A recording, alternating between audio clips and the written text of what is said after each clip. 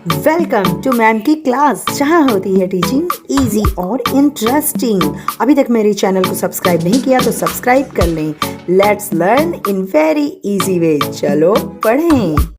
आज की वीडियो में इकोनॉमिक्स क्लास 11th भारतीय अर्थव्यवस्था का विकास यानी डेवलपमेंट ऑफ इंडियन इकोनॉमी, इसका चैप्टर 3 स्टार्ट होने जा रहा है। ये यूनिट 2 के साथ यहाँ से शुरू होता है, आर्थिक सुधार 1991 से।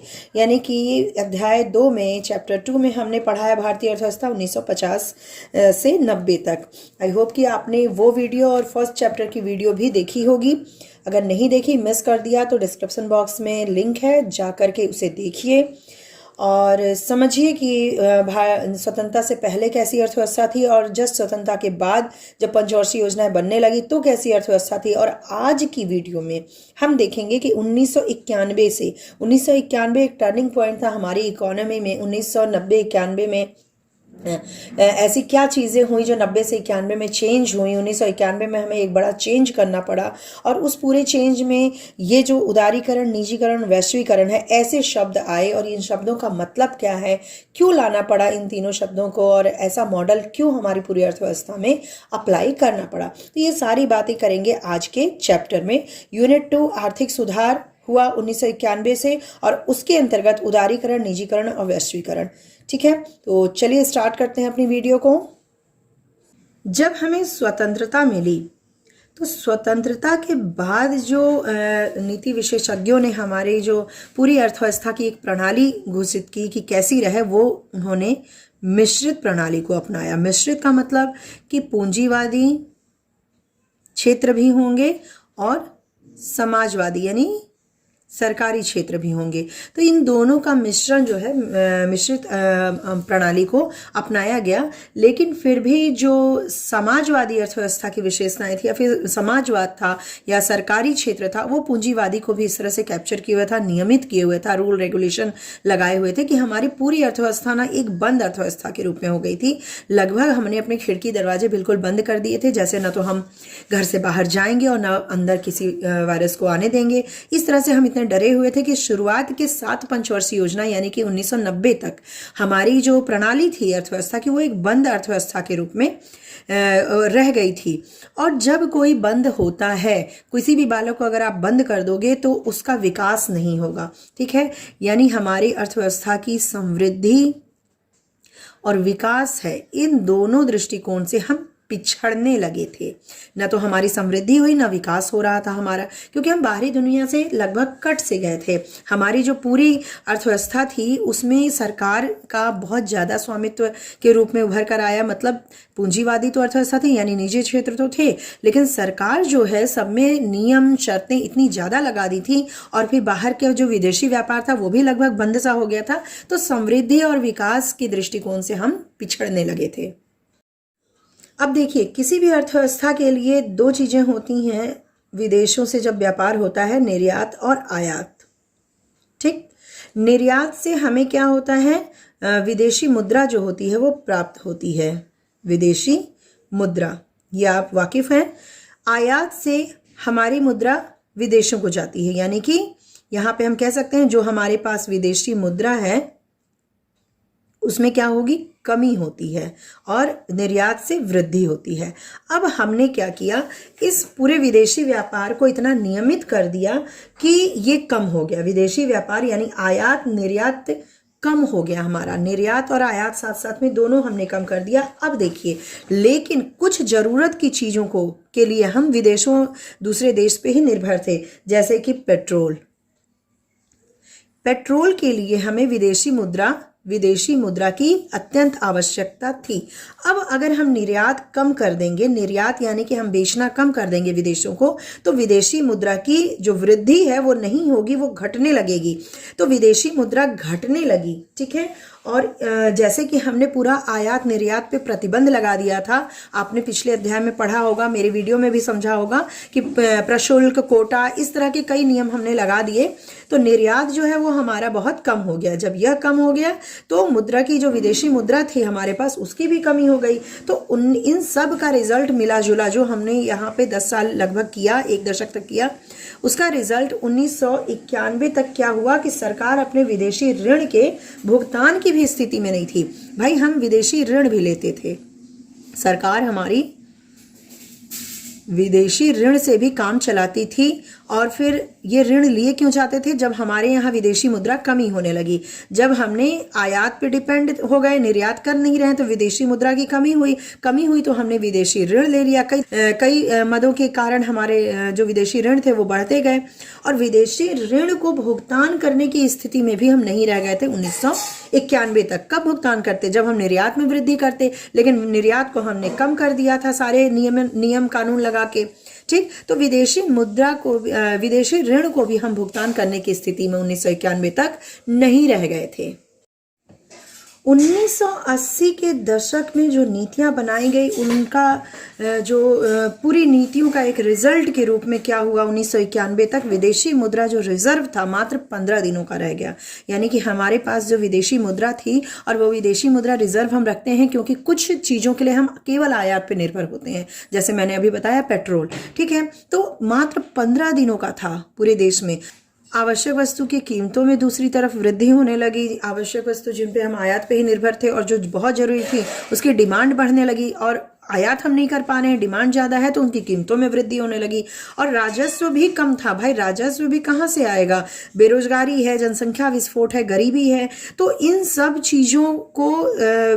चीज़ों पर व्यय ज़्यादा होने लगा सरकार का। सरकार ज़्यादा खर्च कर रही थी लेकिन राजस्व उसका कम था। यानी सारी विरोधाभास एक साथ 1991 में रिजल्ट के रूप में हमारे सामने आ गए। अब अंतर्राष्ट्रीय संस्था या फिर दूसरे देशों से जो हम उधार लेते थे, उधार यानी विदेशी मुद्रा का उधार जो लेते थे, इतनी विडंबना हो गई कि वो उपभोग पर ही खर्च हो रहा है। उधार हम लेते हैं किसी निवेश करने के लिए या फिर किसी आवश्यक काम के लिए, लेकिन हम अपने उपभोग पर ही खर्च करने लगे। आयात जो है हमारा वो ज्यादा होने लगा निर्यात से। आयात हम खाद्यान्नों का भी करने लगे। और निवेशक जो थे, सबसे जो बाद में रिजल्ट ये सामने आया, जो निवेशक जो थे वो भी हमारे देश में निवेश करना नहीं चाह रहे थे। वो कह रहे थे ऐसे देश में निवेश कैसे किया जाए जिसके पास खुद के खर्चे के लिए पैसा नहीं है, विदेशी मुद्रा रिजर्व नहीं है। उसकी लगभग हमारा जो देश था ना, वो दिवालिया होने, जैसे बैंक या फिर कंपनी दिवालिया हो जाती है, वैसे हमारा देश दिवालिया होने की स्थिति में चला आया था। और ये सब था क्यों? ये सारे रिजल्ट निकले क्यों इतने होपलेस रिजल्ट? क्योंकि हमारी नीतियां, शुरुआती नीतियां ऐसी थी कि हमने अपने को बिल्कुल ही बंद करके रख दिया था। ना हम दूसरे देश से आयात निर्यात करना चाहते थे, ना दूसरे को हमारे यहाँ इन्वेस्टमेंट करने के लिए हम प्रोत्साहित कर रहे थे। नियम इतने ज़्यादा लग गए थे, विनियम शर्तें इतनी ज़्यादा लगा दी थी सरकार में। हालांकि वो हमारा रिजल्ट था, जो हम परतंत्र थे, जो हमारी स्वतंत्रता छीनी हुई थी, उसके डर का परिणाम था। लेकिन एक दशक तक ये सारी चीज़ें होने का परिणाम ये अब हमारे सामने उभर कर आया था, जो कि काफी हतोत्साहित करने वाला था। जब ये सारे सिनेरियो बन गया, ये सारी स्थिति हो गई बिल्कुल ऑपोजिट, तो फिर क्या किया जाए, कौन हमारी हेल्प करेगा, ये सोचने की स्थिति आ गई। तो हेल्प के लिए इंडिया ने क्या किया? दरवाजा खटखटाया किसका? IBRD यानी अंतर्राष्ट्रीय पुनर्निर्माण और विकास bank, international bank of reconstruction and development, जिसे कि हम वर्ल्ड बैंक के नाम से जानते हैं, प्लस IMF अंतर्राष्ट्रीय मुद्रा कोष, इंटरनेशनल मॉनेटरी फंड, इन दोनों का दरवाजा खटखटाया और यहाँ से इनको हेल्प मिली। वो $7 बिलियन का ऋण उस समय जो संकट था उसका सामना करने के लिए कितना मिला? $7 बिलियन का ऋण जो है वह मिला इन दोनों वर्ल्ड बैंक और IMF के द्वारा। लेकिन ये ऋण कुछ शर्तों के साथ मिला, कुछ शर्तों को मानना पड़ा। वो शर्तें क्या थी? शर्तें थी सरकार उदारीकरण करेगी। उदारीकरण का क्या मतलब है ये मैं अभी आगे आपको समझाऊंगी।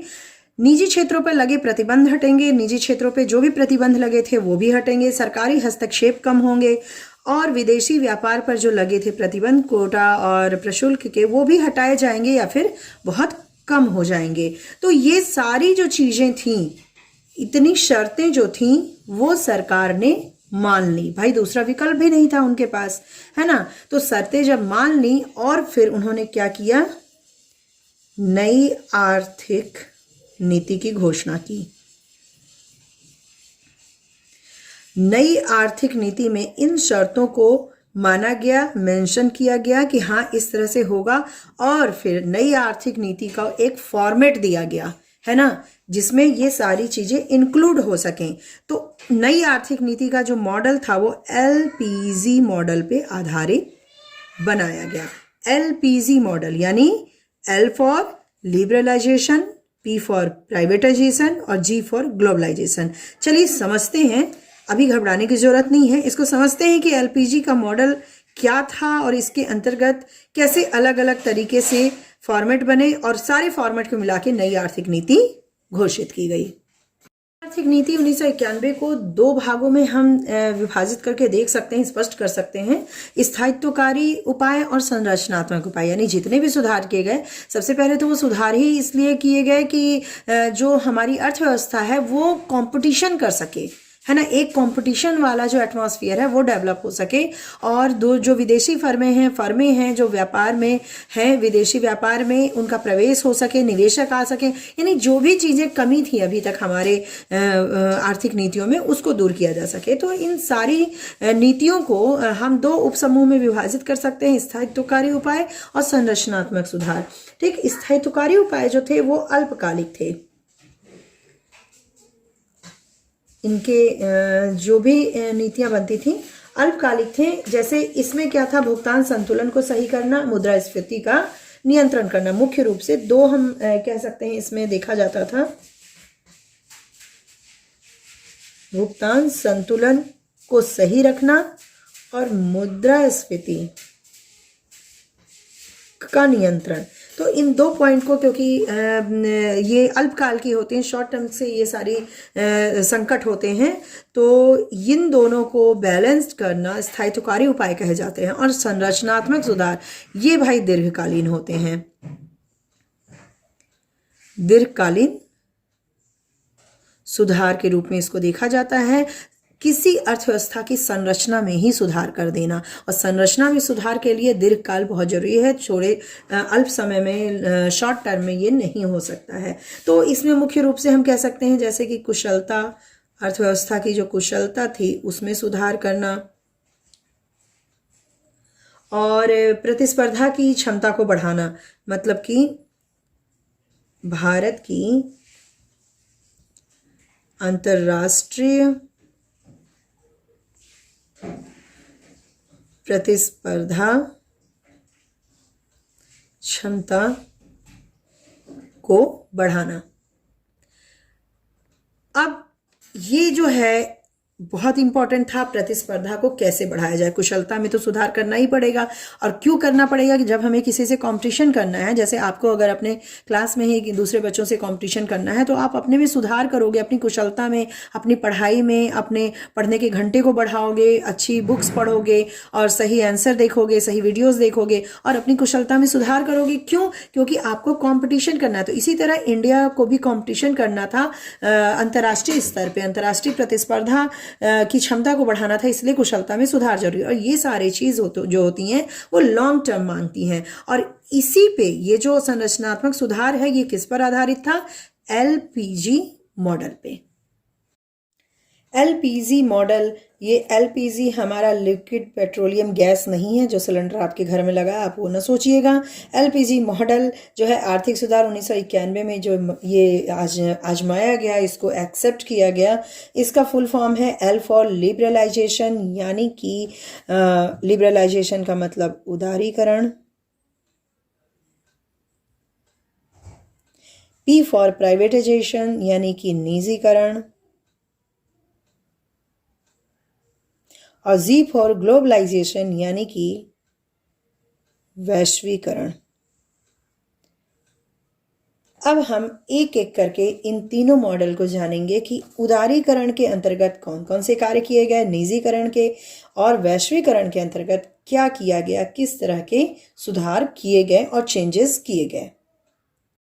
उदारीकरण यानी लिबरलाइजेशन के अंतर्गत जो चीज़ें की गई थी, जो सुधार किए गए थे, वो समृद्धि और विकास को प्रोत्साहित करने वाले थे। अब इन सुधारों को हम अलग अलग क्षेत्रों में डिवाइड कर सकते हैं: औद्योगिक क्षेत्रक, वित्तीय क्षेत्रक, कर सुधार, विदेशी विनिमय बाजार और व्यापार व निवेश क्षेत्रक। इस तरह से अलग अलग करके जब हम उसकी समीक्षा करेंगे, यानी उदारीकरण किस तरह से इन पांचों क्षेत्रों में किया गया, तो हम समझ सकेंगे कि 1991 में जो कर सुधार इस तरह हम समझ सकेंगे कि 1991 में जो आर्थिक सुधार प्रारंभ हुआ था वो किस तरह से था, क्या था। औद्योगिक क्षेत्र का विनियमीकरण यानी कि रेगुलेशन फिर से किया गया। देखिए, पहले जो थी लाइसेंस की व्यवस्था थी, और लाइसेंस में क्या था कि आपको अगर कोई उद्यम स्थापित करने आप जा रहे हैं तो ये लाइसेंस जो था वो बड़े अधिकारियों या फिर बड़ी जो सरकारी संस्थाएं थी वहाँ से स्वीकृत कराना, यानी कि आपको एक परमिशन लेना होता था, अनुमति लेनी होती थी। तो इतनी ज़्यादा ये प्रक्रिया लंबी थी लाइसेंस की, और इतनी ज़्यादा कठिन थी कि लोग हतोत्साहित होते थे अपना रोजगार स्थापित करने में। ठीक, और फिर अनेक उद्योग में तो आपको रोजगार मतलब कि आप बिजनेस शुरू कर ही नहीं सकते। बहुत सारे जो उद्योग थे वो क्या थे, निषिद्ध थे, यानी कि आपको उसमें नहीं करना है। ठीक है, और कुछ जो वस्तुएं जो बचती थी उसमें से लघु उद्योग के लिए कुछ बिल्कुल आरक्षित थी, तो लघु उद्योग वाला आप नहीं कर सकते, जो निषिद्ध था वो नहीं कर सकते। जो बचे दो चार, उसमें लाइसेंस इतना ज़्यादा था कि आप बिल्कुल हतोत्साहित हो जाएंगे। तो जो उद्यमी होते थे देश के, वो हतोत्साहित थे। उनको बहुत प्रोत्साहित करने वाला पिछले दशक का जो हमारा नीतियाँ थी वो नहीं थी। ठीक है, इसीलिए तो सारे परिणाम निकल करके हमारे सामने बिल्कुल नेगेटिव रूप में आए। अब भाई 1991 में जो सुधार नीति शुरू हुई उसमें ये ठाना गया कि इन प्रतिबंधों को बहुत कम कर दिया जाए और कुछ को समाप्त कर दिया जाए। अब जो सुधार के तहत किया गया, लाइसेंस केवल किन के लिए चाहिए था? इन छह उत्पादों के लिए। अब ये जो 6 उत्पाद श्रेणियां वो कौन कौन सी थी? अल्कोहल यानी कि शराब और इस तरह की जो चीज़ें अल्कोहल से निर्मित होती थी उसके लिए, और सिगरेट हुआ, जोखिम भरे रसायन केमिकल्स जो थे जो कि हमारे लिए रिस्की थे वो, औद्योगिक विस्फोटक, इलेक्ट्रॉनिकी, विमानन यानी कि हवाई सेवाएं, और औषधि यानी दवाइयाँ। तो इन 6 को लाइसेंस चाहिए था, बाकी सबको लाइसेंस से मुक्त कर दिया गया। और इन 6 में लाइसेंस इसलिए रखा गया क्योंकि भाई सेंसिटिव ये मामले थे, सेंसिटिव ये श्रेणियां थी उत्पाद की। तो इन 6 के लिए केवल और केवल इन 6 को छोड़ करके बाकी सब में लाइसेंसिंग की व्यवस्था जो है वो समाप्त कर दी गई। दूसरी ओर सार्वजनिक क्षेत्र के लिए जो आरक्षित चीजें थी उसमें प्रतिरक्षा उपकरण यानी कि डिफेंस के जो उपकरण थे उसका कुछ अंश, और परमाणु ऊर्जा उत्पादन और रेल परिवहन, यही बचा हुआ है। यही इस यानी कि सार्वजनिक क्षेत्र को कम करते गए ये लोग, और अब तो रेल परिवहन को भी निजी हाथों में दिया जा रहा है। ठीक है, तो इस तरह से जो सार्वजनिक क्षेत्र के लिए आरक्षित रिजर्व जो चीजें थी उसको भी कम किया गया। और फिर जो लघु उद्योग के लिए भी आरक्षित थी, लघु उद्योग द्वारा जो उत्पादित वस्तुएं थी वो भी अनारक्षित श्रेणी में आ गई, यानी कि लघु उद्योग के लिए वो रिजर्व नहीं है, वो बल्कि दूसरे उद्योगों में भी उनका उत्पादन हो सकता है। तो अनेक उद्योग को बाजार की कीमतों के निर्धारण की अनुमति मिल गई, यानी कि जब ये चीजें आरक्षित नहीं रह जाएंगी तो वो सीधे सीधे कहाँ आ जाएंगी? बाजार में आ जाएंगी, और जब बाजार में आएंगी तो बाजार कीमतों के साथ वो निर्धारित हो जाएंगी। ठीक है, तो इस तरह से काफी चीजों को कम कर दिया गया आरक्षित की श्रेणी से, और जो नियम और शर्तों के अंतर्गत थे उनको कम कर दिया गया, लाइसेंस को कम कर दिया गया। तो ये सारी चीजें जो की गई किस क्षेत्र में? औद्योगिक क्षेत्र का विनियमीकरण के अंतर्गत उसको उदारीकरण की श्रेणी में रखा गया, यानी कि औद्योगिक क्षेत्र में सरकार ने काफी उदारीकरण किया, लाइसेंस को कम करके अपना जो आरक्षित क्षेत्र था उसको कम करके, लघु उद्योग का आरक्षित क्षेत्र कम करके। तो इन सारी चीजों को औद्योगिक क्षेत्र के विनियमीकरण के रूप में देखा जा सकता है, जो कि उदारीकरण के अंतर्गत है। वित्तीय क्षेत्र में सुधार की बात करें तो सबसे पहले ये समझ लें कि वित्तीय क्षेत्र में आता क्या है। व्यावसायिक बैंक, निवेश बैंक, है ना, स्टॉक एक्सचेंज जो शेयर मार्केट होता है, स्टॉक एक्सचेंज, वो विदेशी मुद्रा बाजार, तो ये तीनों मुख्य रूप से वित्तीय क्षेत्र में आते हैं। और वित्तीय क्षेत्र में नियंत्रक की भूमिका निभाता है RBI, reserve bank of India. तो इसकी जो नियंत्रक की भूमिका थी उसको बदल करके, उसको कम करके इस नियंत्रक से इनको क्या कर दिया गया, सहायक की भूमिका में ले आया गया। ठीक, किसके अंतर्गत, उदारीकरण के अंतर्गत, लिबरलाइजेशन। भाई जो चीजें हिटलरवाद थी, हिटलर सी थी, जो चीजें नियंत्रक थी, उनको सहायक बना दिया गया, उनको उनके जो उनके अंतर्गत क्षेत्र आते थे उनकी सहायक के रूप में, यानी कि इनको बढ़ने के लिए ये सलाह दे सकते थे, न कि नियंत्रण कर सकते थे किसी चीज में। तो कई मामलों में इन बैंकों को ये जो सारे बाजार थे, निवेश के जो वित्तीय क्षेत्र थे, उनको अपने निर्णय खुद लेने की स्वतंत्रता दे दी गई। बैंकों की पूंजी में विदेशी भागीदारी की सीमा 50% तो की ही गई, और फिर साथ ही साथ कुछ शर्तों को अगर पूरा कर लेते हैं बैंक, तो रिजर्व बैंक की अनुमति के बिना, जैसे आरबीआई की अनुमति बहुत सारे मामलों में है, अभी भी ये नियंत्रक का काम कर रहा है भाई, बिल्कुल सेंसिटिव मामले में या फिर कुछ ऐसे वित्तीय मामले में जरूरी भी है ना। लेकिन बहुत सारे मामले में अगर बैंक जो है, व्यापारिक बैंक या अन्य संस्थाएं शर्तों को पूरा कर लेती हैं, तो आरबीआई की अनुमति के बिना ही वो अपनी शाखाओं का विस्तार कर सकते हैं, नए ब्रांचेस खोल सकते हैं, और भी कई जो डिसीजंस हैं वो खुद से कर सकते हैं इनकी अनुमति के बिना। यानी यहां भी थोड़ा सा लिबरल किया गया। अब बैंकों की पूंजी में विदेशी भागीदारी की सीमा जो है 50% कर दी गई। ठीक, विदेशी निवेश संस्था यानी कि फॉरेन इंस्टीट्यूशन ऑफ इन्वेस्टमेंट तथा व्यापारी बैंक, म्यूचुअल फंड और पेंशन कोष को निवेश की अनुमति दे दी गई। निवेश की, कहाँ निवेश की, भारतीय वित्तीय बाजार में, है ना। तो विदेशी निवेश संस्था या फिर व्यापारी बैंक है, म्यूचुअल फंड है, ये सब भारतीय बाजार में, भारतीय जो वित्तीय बाजार है उसमें इनको निवेश की जो है अनुमति मिल गई। तो कई मामलों में यानी कि वित्तीय क्षेत्र में सुधार के लिए लिबरलाइजेशन यानी उदारीकरण यहां भी अप्लाई किया गया। उदारीकरण का जो तीसरे क्षेत्र में अगर हम उनका वर्णन करें तो कर व्यवस्था में सुधार देखा जा सकता है। अब कर व्यवस्था में सुधार के अंतर्गत आप सीधे सीधे राजकोषीय नीतियों में सुधार की बात करेंगे। राजकोषीय नीतियां क्या होती हैं, जैसे सरकार जो होती है वो नीतियों बनाती है, सरकार जो बनाती है नीतियां उसी अंतर्गत कर है और व्यय है, यानी कि सरकार ने कितना कर लगाया, किस प्रकार का कर लगाया, किस दर से कर लगाया और किन किन मदों में व्यय किया और कितना व्यय किया। तो इन सब का लेखा जोखा जो है वो राजकोषीय नीति के तहत बनता है। ठीक है, और कर जो है वो दो प्रकार के होते हैं। पहला होता है प्रत्यक्ष कर और दूसरा होता है अप्रत्यक्ष कर। प्रत्यक्ष कर के अंतर्गत व्यक्ति के आय पर आयकर लगता है और व्यावसायिक उद्यमों के लाभ पर निगम कर लगता है। तो जब इन सुधारों को स्टार्ट किया गया 1991 में, तो ये सोचा गया कि इन करों की दरों को कम किया जाए, कर जो है वो कम किया जाए। क्यों? क्योंकि अगर कर ज्यादा रहेंगे तो क्या होगा, कर वंचन होगा, यानी कि चोरी होगी कर की। लेकिन कर को जब कम किया जाएगा तो ये लोग अपनी ईमानदारी से कर देंगे, और जब कर दिया जाएगा तो राज का कोष जो है, यानी कि जो हमारा राजस्व है वो बढ़ेगा। ठीक है, और निगम कर की दर जो बहुत पहले अधिक थी, बहुत ज्यादा थी, और इस कर के कारण बहुत लोग व्यवसाय में आते नहीं थे, इसको भी धीरे धीरे करके कम कर दिया गया। अप्रत्यक्ष करों की बात करें तो इसमें भी सुधार के प्रयास किए गए। अप्रत्यक्ष कर किस पर लगता है, वस्तुओं पर लगता है, वस्तु और सेवा पर कर लगाया जाता है। इसमें प्रत्यक्ष कर की भांति अप्रत्यक्ष कर को भी कम किया गया। साथ ही साथ ये कर देने की जो नियम होते थे, जो प्रक्रियाएं होती थी, उसको भी सरल बनाया गया। पहले कर देने के, कर जमा करने के या वसूलने की जो प्रक्रियाएं थी थोड़ी जटिल होती थी, अब इनको सहूलियत दिया गया और साथ में इसको कम भी किया गया। तो इन सब से क्या हो गया, लोग जो हैं कर, चाहे वो अप्रत्यक्ष कर हो या प्रत्यक्ष कर हो, इसको भरने में जो है कर वंचन नहीं करने लगे, यानी कर को चोरी नहीं करते थे और सहूलियत से देते भी थे, जिससे कि राजस्व में बढ़त हुई।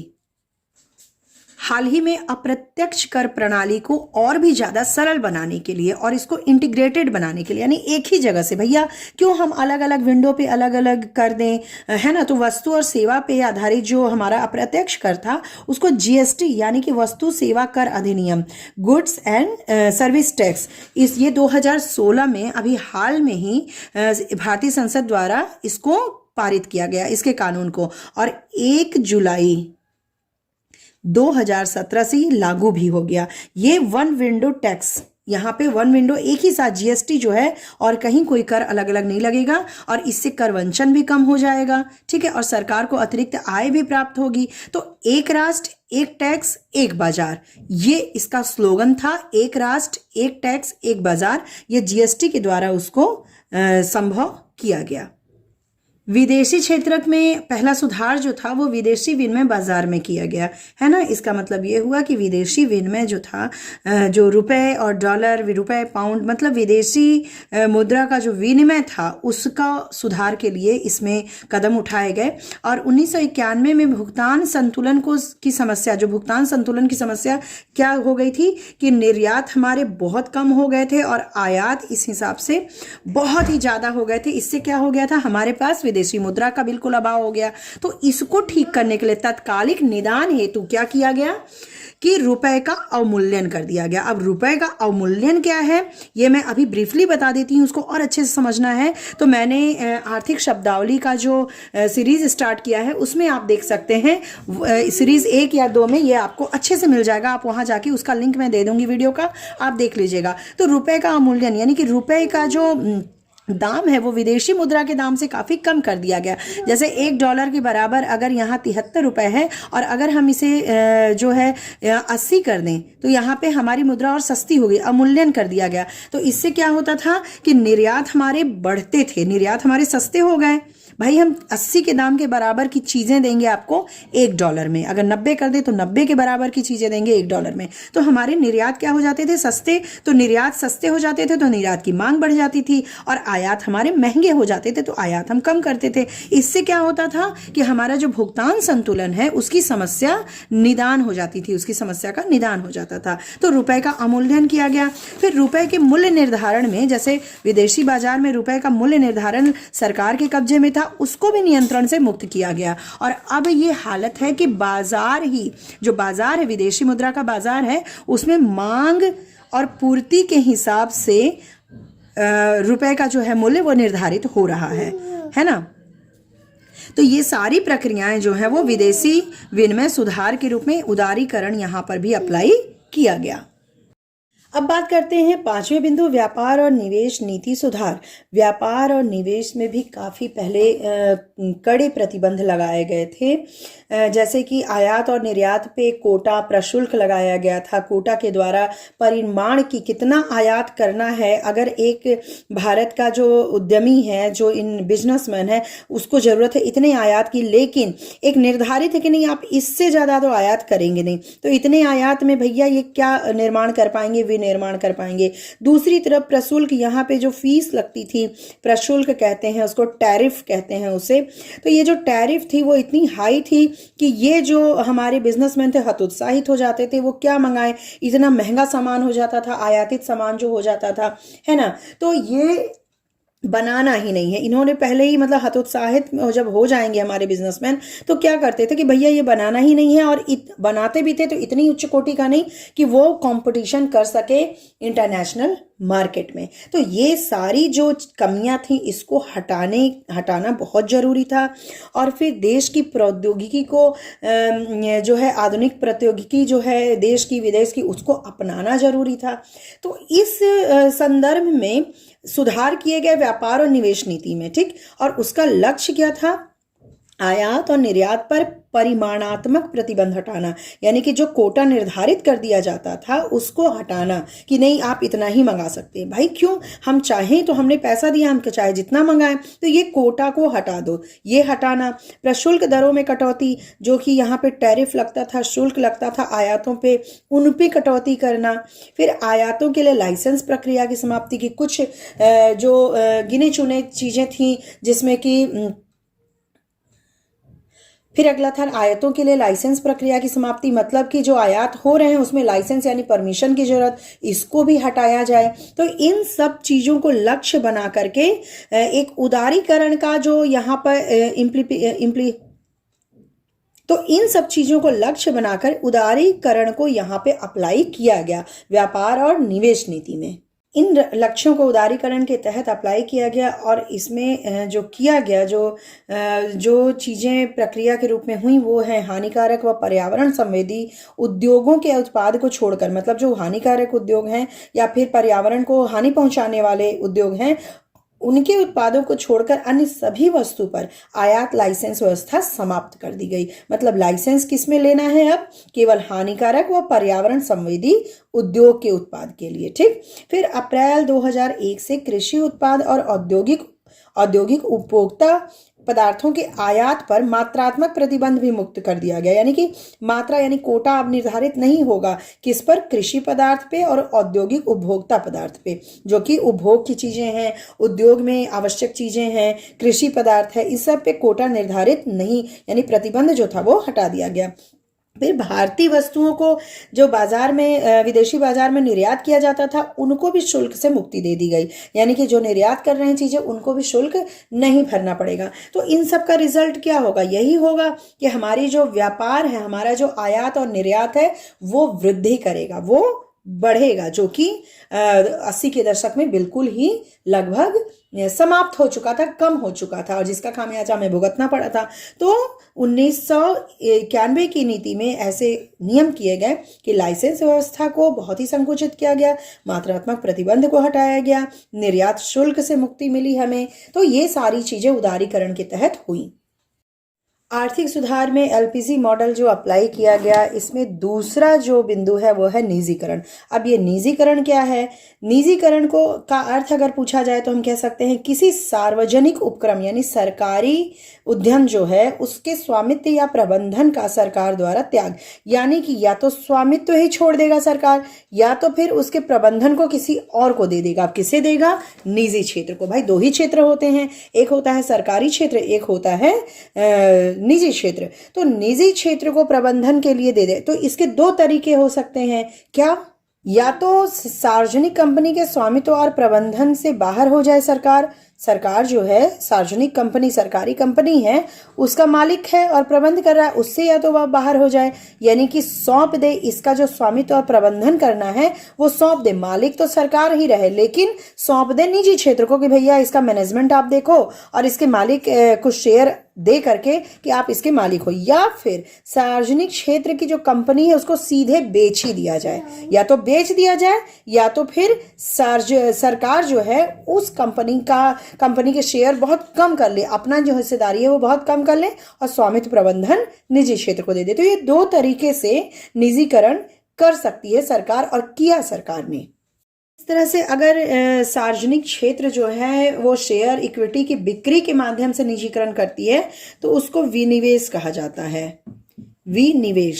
विनिवेश यानी कि अपने निवेश को घटाना। विनिवेश का मतलब सरकार जो है अपनी कंपनी, सार्वजनिक क्षेत्र की कंपनी का स्वामित्व और प्रबंधन के संबंधी जो इक्विटी है वो उसको बेच रही है जन सामान्य को, और जब बिक्री के माध्यम से अपना जो शेयर, मान लो कि इतना है 100%, ये पूरा का पूरा सरकार का था, ये इक्विटी बेचती जा रही है, यानी कि ये पूरा जो है वो निजी क्षेत्र के हाथों में आता जा रहा है और ये हमारा जो है वो गवर्नमेंट क्षेत्र में है। तो इस तरह से अपने निवेश को कम करते जाना, अपनी हिस्सेदारी कम करते जाना क्या कहलाएगा?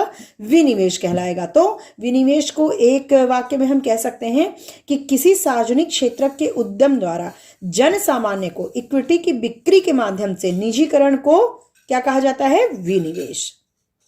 सरकार ये सब कर तो रही थी, क्यों कर रही थी? सरकार अपने ही क्षेत्र में अपने स्वामित्व प्रबंधन को घटा रही थी। क्यों? क्योंकि आप देखो आज ही के सिनेरियो में अगर देखो, एक होता है सरकारी क्षेत्र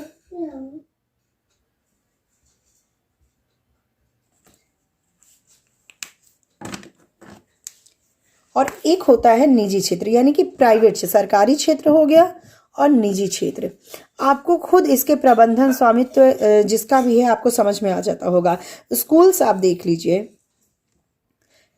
निजी क्षेत्र के अलग टाइप के होंगे, प्राइवेट सेक्टर के पब्लिक स्कूल अलग तरह के होते हैं, गवर्नमेंट स्कूल अलग तरह के, गवर्नमेंट हॉस्पिटल और प्राइवेट हॉस्पिटल उसका हालत आप देख लीजिए। तो ये सारी चीज़ें देखते हुए सरकार को भी लग रहा था कि अब आधुनिकीकरण अपनाना पड़ेगा हमें, और जो निष्पादन है, जो आउटपुट है, उसमें सुधार के लिए जरूरी था कि प्राइवेट मैनेजमेंट यानी निजी क्षेत्र का प्रबंधन यहाँ पे लाया जाए, ये आवश्यक हो गया था। और ये सारी चीजें साथ साथ करते हुए प्रत्यक्ष विदेशी निवेश जो है, फॉरेन डायरेक्ट इन्वेस्टमेंट, इसको भी आप देश में ला सकते हैं। ये एक प्रक्रिया के तहत, एक इसके फैक्टर के तहत एफडीआई को यानी फॉरेन डायरेक्ट इन्वेस्टमेंट को भी अपने देश में अंतर प्रवाहित करना, यानी कि फ्लो जो है वो अपने देश की तरफ करने के लिए। अब ये भैया क्यों यहाँ इन्वेस्टमेंट, फॉरेन डायरेक्ट इन्वेस्टमेंट हमारे देश में कब होगा? जब हमारे यहाँ की फंडामेंटल संरचनात्मक जो स्ट्रक्चर है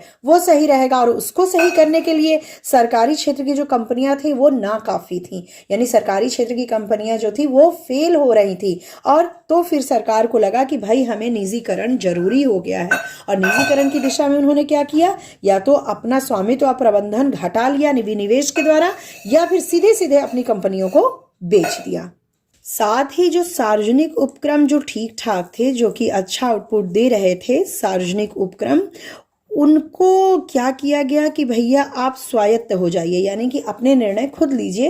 तो प्रबंधकीय निर्णयों में यानी प्रबंधन आपका रहेगा, मैनेजमेंट आपका रहेगा। तो प्रबंधकीय निर्णय में स्वायत्तता दी गई, उनको बोल दिया गया कि आप सेल्फ डिसीजन लीजिए।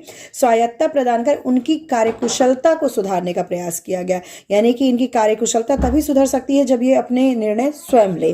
तो इसके तौर पे उन्होंने कुछ जो सार्वजनिक उपक्रम थे, उन्होंने महारत्न, नवरत्न और लघु रत्न, इस तरह से एक दर्जा दे दिया। महारत्न, नवरत्न और लघु रत्न, इस तरह से एक कैटेगराइज कर दिया कि आप महारत्न हैं, नवरत्न हैं, लघु रत्न हैं, ताकि इनके जो स्वायत्त निर्णय थे वो ये ले करके आउटपुट्स को बढ़ा सकें। अब बात करते हैं कि ये तीनों चीज है क्या, महारत्न, नवरत्न, लघु रत्न है क्या। महारत्नों में है इंडियन ऑयल कॉरपोरेशन लिमिटेड, दूसरा है steel authority of India limited, Navratna में हिंदुस्तान एरोनॉटिक्स लिमिटेड, और दूसरा महानगर टेलीफोन निगम लिमिटेड, और लघु रत्न में है Bharat Sanchar Nigam limited, airport authority of India, Indian railway catering और टूरिज्म कॉरपोरेशन लिमिटेड। तो ये जो महारत्न, नवरत्न और लघु रत्न है, इसमें डिवाइड करके सरकार की मंशा क्या है, सरकार ने इनको स्वामित्व दे दिया कि आप अपने निर्णय स्वयं लें, और इससे क्या होता है, कंपनी के आउटपुट्स में सुधार आया। ठीक है, ये है तो सार्वजनिक उपक्रम, इसको मतलब सार्वजनिक उपक्रम के प्रसार को बढ़ावा देने के लिए भाई कुछ निकायों को, यानी कुछ जो फैकल्टीज हैं, जो कुछ कंपनियां, उसको अपने अंडर में सरकार ने रखा, लेकिन सरकार ने विनिवेश द्वारा आंशिक रूप से इनका निजीकरण कर दिया। ठीक, तो मतलब कि ये सार्वजनिक क्षेत्र में है लेकिन आंशिक रूप में निजीकरण भी कर दिया है, और इनके जैसे कि इनके लिए संसाधन जुटाना और बाजार, विश्व बाजार में इनको विस्तार योग्य बनाने के लिए सरकार भी काम कर रही है, लेकिन जो मुख्य निर्णय होते हैं इनके प्रबंधन को लेके, इनके आउटपुट्स को लेके, ये इनके स्वयं के होते हैं। और इससे क्या हुआ, इन दोनों का मिला जुला स्वरूप ये हुआ कि इनके निष्पादन में यानी आउटपुट में यानी कि उत्पादन में सुधार हुआ है। तो निजीकरण की दिशा में ये जो कैटेगरी निर्धारित करके सरकार ने आंशिक निजीकरण और पूर्ण निजीकरण किया, इसका ध्येय बस यह था कि आउटपुट्स में सुधार हो, और जो हम स्थिति में पहुंच चुके थे 80 के दशक की नीतियों के कारण, वो उसमें सुधार हो। अब बात करते हैं वैश्वीकरण की, इसे भूमंडलीकरण भी कहा जा सकता है, यानी कि ग्लोबलाइजेशन। तो ग्लोबलाइजेशन का सीधा सा मतलब है कि देश की अर्थव्यवस्था को विश्व की अर्थव्यवस्था के साथ एकीकृत करना, यानी इंटीग्रेट करना, मिलाना। ठीक है, हमारी अपनी जो अर्थव्यवस्था है उसको दुनिया की अर्थव्यवस्था के साथ एक साथ मिला के उनके कंपटीशन के उनसे प्रतिस्पर्धा के योग्य बनाना। और इसके तहत किया क्या जा सकता है, इसके तहत विदेशी कंपनी को भारत की विभिन्न आर्थिक गतिविधियों में निवेश करने की अनुमति देना आता है कि विदेशी कंपनियां हमारे यहाँ आए, भारत में आए और निवेश करें। विदेशी नियंत्रण अधिनियम को धीरे धीरे समाप्त करके बहुराष्ट्रीय निगमों को, यानी जो MNCs हैं, मल्टीनेशनल कंपनीज हैं, को देश में आने व निवेश करने की सुविधा प्रदान की गई और भारतीय कंपनियों को विदेश में विदेशी कंपनी के साथ संयुक्त परियोजना, यानी हमारी जो कंपनियां हैं, भारतीय कंपनियां हैं, वह विदेश में जाके विदेश की कंपनियों के साथ शेयर करके संयुक्त परियोजनाएं चलाने की ये भी अनुमति दी गई। साथ ही मात्रात्मक की जगह प्रशुल्क को लगाना और फिर धीरे धीरे इसको भी समाप्त करना या बहुत कम कर देना। तो ये सारी चीजें क्यों की गई कि देश की अर्थव्यवस्था को विश्व की अर्थव्यवस्था के साथ एकीकृत किया जा सके, उनके एक कंपटीशन के योग्य इनको बनाया जा सके, हमारी अपनी अर्थव्यवस्था को। इसके तहत जो व्यापार और सीमा शुल्क महासंधि के तहत जो गेट कहते हैं, जिसे WTO यानी वर्ल्ड ट्रेड ऑर्गेनाइजेशन, विश्व व्यापार संगठन 1995 में स्थापित किया गया और इसका जो ध्येय था वो क्या था कि सेवा और का सृजन किया जाए, व्यापार को प्रोत्साहन दिया जाए ताकि विश्व के संसाधनों का इष्टतम स्तर पर प्रयोग हो और पर्यावरण का भी संरक्षण हो। भाई पूरे विश्व को एक परिवार के रूप में देखा गया वैश्वीकरण के तहत और फिर पूरे विश्व का ही पर्यावरण की सुरक्षा के तहत और फिर उत्पादन ऐसे किया जाए, व्यापार ऐसे किया जाए कि पर्यावरण का भी संरक्षण हो और पूरे विश्व का संसाधन का प्रयोग भी हो, अनुकूलतम प्रयोग भी हो और सुविधाजनक प्रयोग हो। भाई एक लोग अगर USA में है, अमेरिका में है और एक इंडिया में है, मान लीजिए कि इंडिया में कॉटन जो है वो ज़्यादा हो रहा है, ठीक है, और यहाँ पे ज़रूरत है कॉटन की, तो ये अपने यहाँ कहाँ कॉटन उगाएंगे, तो ये कॉटन यहाँ से मंगाएंगे। कॉटन के कपड़े यहाँ मान लो बनाने की मशीन जो है वो USA में ज़्यादा अच्छी है, तो इंडिया के पास मशीन नहीं है, इनके पास कच्चा माल नहीं है, तो कॉटन आप इनको देंगे तो ये जो कपड़े बनाएंगे वो आपको देंगे। तो एक तरह से इनके संसाधनों का अनुकूलतम प्रयोग भी हो गया और दोनों की आवश्यकताएं भी फुलफिल हो गई। इससे क्या हुआ कि द्विपक्षीय और बहुपक्षीय व्यापार को बढ़ा, यानी कि दो देशों के बीच द्विपक्षीय व्यापार हो रहा है या एक देश का बहुत देशों के बीच बहुपक्षीय व्यापार हो रहा है, ये भी बढ़ा और वस्तु के साथ साथ सेवा का विनिमय भी बढ़ा। भाई हमारे यहाँ जैसे कि कॉल सेंटर है, यहाँ पर आपको पता होना चाहिए कि भारत में जो हमारे जो स्पीकिंग जो स्किल है हमारे इंग्लिश बोलने की भारतीयों की, वो बहुत अच्छी है। तो कॉल सेंटर के द्वारा विदेशों में भी इनकी सेवाएं ली जाती हैं। तो इस तरह से दूरसंचार के माध्यम से, इंटरनेट के माध्यम से, इस तरह जो हमारे ये जो इलेक्ट्रिक की जो क्रांति आई है, सूचना प्रौद्योगिकी की जो क्रांति आई है, उन सब ने वैश्वीकरण को बढ़ाने में काफ़ी सहयोग दिया और वस्तु के साथ साथ सेवाओं का भी विनिमय बढ़ गया। क्योंकि शर्त था, इसलिए उदारीकरण, निजीकरण और वैश्वीकरण के तहत ये सारी चीज़ें अपनानी गई। आयात शुल्क, निर्यात शुल्क को कम किया गया। तो ये जो वैश्वीकरण है ये भी आर्थिक सुधार 1991 का एक बहुत ही महत्वपूर्ण पक्ष है, जिसको कि भारतवर्ष ने किया और अपने देश को विश्व के साथ इंटीग्रेट करने की पूरी तरह से कोशिश की और अपने खिड़की दरवाजे खोल दिए और अपने देश को दूसरे देश से प्रतिस्पर्धा के लायक बना दिया। सुधारों का अगर हम सुधारकालीन समय में जो 1991 से जो आर्थिक सुधार हुए, इसे समीक्षा की जाए अब तक की, तो कृषि और उद्योग की समृद्धि दर में कुछ गिरावट ही आई। इसे बहुत फ़ायदा, इस सुधारों से कृषि और उद्योग को बहुत फ़ायदा नहीं हुआ। भाई इसलिए भी फ़ायदा नहीं हुआ क्योंकि कृषि की ओर जो उत्पादकता थी वो गिरती ही गई और उद्योग जो थे, क्योंकि आयात इतने सस्ते हो गए। भाई वैश्वीकरण, ग्लोबलाइजेशन होने से क्या हुआ, इंडिया यहाँ पे है, सारे देश, मान लीजिए एक चाइना की बात करें, चाइना के सस्ते उत्पाद आयात किए जा रहे हैं, हमारे यहाँ के उससे कंपैरिजन में महंगे होते हैं। चाइना का एक फ़ोन 7,000 का है, हमारा यहाँ पे वही 15,000 का है। तो इससे क्या है, आयात जो है वो ज़्यादा होने लगे, तो हमारे जो उद्योग हैं उनको प्रोत्साहन नहीं बल्कि हतोत्साहन मिला। तो उद्योगों की समृद्धि दर में गिरावट आई और सेवाओं की समृद्धि दर उछली है। सेवा हमारे यहाँ के जो कॉल सेंटर्स हैं, जो इंजीनियर्स हैं, डॉक्टर हैं, वो विदेशों में जाके भी सेवाएं दे रहे हैं। हमारे यहाँ कुशलता में वृद्धि आई है, तो सेवा की समृद्धि दर में उछाल आया है, लेकिन कृषि और उद्योग को इससे बहुत ज़्यादा फायदा नहीं मिला है। इस तरह से काम कह सकते हैं हम कि इन उदारवादी निजीकरण और साथ में साथ वैश्वीकरण से कुछ नेगेटिव भी इफेक्ट पड़े, कुछ पॉजिटिव। ये सभी देशों के लिए हैं कि कुछ सकारात्मक तथा नकारात्मक प्रभाव पड़े हैं। और कुछ विद्वान का तो ये भी कहते हैं कि वैश्वीकरण को एक सुअवसर की भांति देखना चाहिए, क्योंकि विश्व बाजार में बेहतर पहुंच तथा तकनीकी के जो सुधार है, टेक्नोलॉजी का जो सुधार है, विकासशील देशों के बड़े उद्योगों को अंतर्राष्ट्रीय स्तर पर महत्वपूर्ण बनाने का अवसर देता है।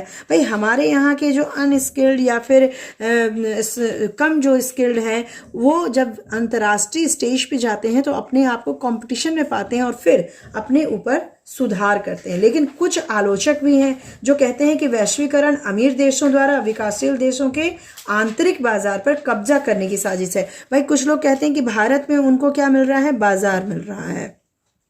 तो चाइना जैसे देश क्या कर रहे हैं, भारत में इन बाजारों अपने प्रोडक्ट को बेचने के लिए भारत के बाजार का उपयोग मात्र कर रहे हैं। वैश्वीकरण से यही हो पा रहा है, बाकी भारत को खुद इसका कोई फायदा नहीं हो रहा है। क्योंकि उनका कहना है, जो आलोचक है उनका कहना है कि वैश्वीकरण से गरीब देशवासियों का कल्याण नहीं होता, बल्कि पहचान भी खतरे में पड़ जाती है। इसका मतलब क्या, हमारे यहाँ जो रेहड़ी वाले हैं, जो ठेले पे लगाते हैं, या जो बहुत छोटे लघु उत्पादक हैं, वो सब इनसे फाइट नहीं कर पा रहे हैं चाइना के सस्ते प्रोडक्ट से। तो हमारे यहाँ फिर क्या हो जा रहा है, खतरा पड़ जा रहा है। वैश्वीकरण से, उदारीकरण, निजीकरण से क्या हो रहा है, बड़े बड़े मॉल तो बन जा रहे हैं, लेकिन छोटे छोटे जो दुकानदार हैं उनका जो अस्तित्व है वही खतरे में पड़ जा रहा है।